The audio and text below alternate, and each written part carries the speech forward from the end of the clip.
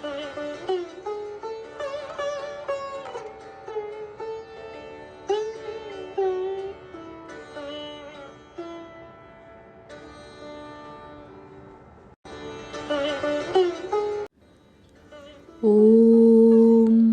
यथाग्निर्दाहिका शक्ति रामकृष्णे स्थिता हिया सर्वविद्यास्वरूपां तां शारदां প্রণমাম্যহম। শ্রী শ্রী মায়ের কথা। স্বামী অরূপানন্দ। 1 ফেব্রুয়ারি 1907। আমি তোমার কি আপনার স্বরূপ মনে পড়ে না? মা: হাঁ, একবার মনে পড়ে।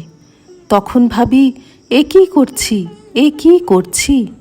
আবার এইসব বাড়িঘর ছেলেপিলে মনে আসে ও ভুলে যাই। আমি প্রায় রোজই সন্ধ্যার পর মায়ের ঘরে গিয়া বসিতাম। মা খাটে শুইয়া থাকিয়া কথাবার্তা বলিতেন।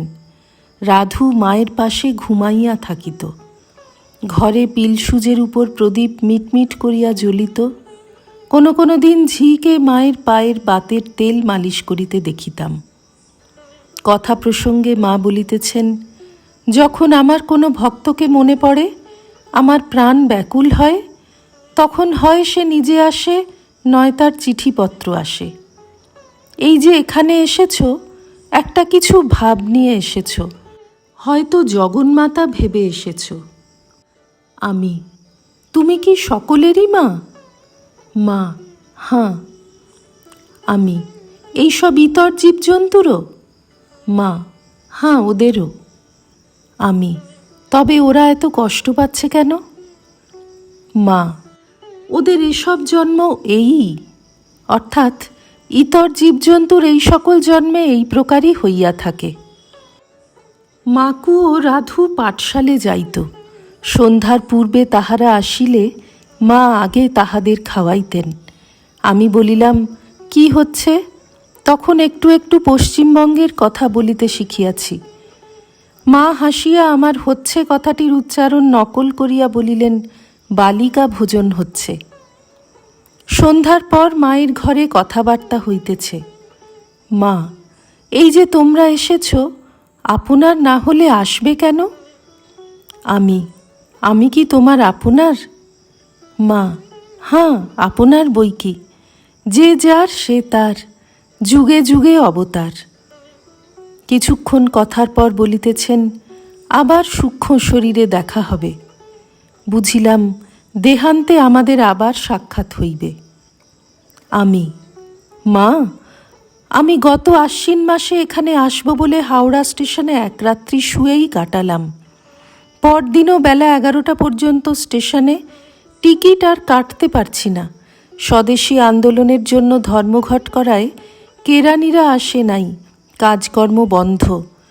মিনিট কয়েক থাকতে একটি মেম কেরানি এলো। তখন টিকিটের জন্য লাঠালাঠি। পূজার সময় কিনা, টিকিট কিনতে না পেরে বাসায় ফিরে যাই। শেষে বাড়ির চিঠি পাই, এক ভাইয়ের খুব অসুখ, তাই বাড়ি ফিরে গেলাম। সেবার আশা হলো না। মা: একটা যোগাযোগ হওয়া চাই, তবে দেখা হয়। সকলে তোমায় আপনি বলেন, আমি কিন্তু বলতে পারলাম না, আমার মুখে এলো না। মা: তা ভালো, এ খুব আপনা আপনি ভাব। আমি কথায় কথায় বলিলাম, মা, তুমি যাদের মন্ত্র দিয়েছ তাদের ভার তো তুমি নিয়েছ, তবে আমাদের কথা বললে ঠাকুরের কাছে বলবো, এ কথা বলো কেন? আমাদের ভার তুমি নিতে পারো না? আমার তখনও মন্ত্রের আবশ্যকতা বোধ হয় নাই, তাই ওইরূপ প্রশ্ন করিয়াছিলাম। মা: তোমার তো ভার নিয়েছি। শ্রী রামকৃষ্ণার্পণমস্তু।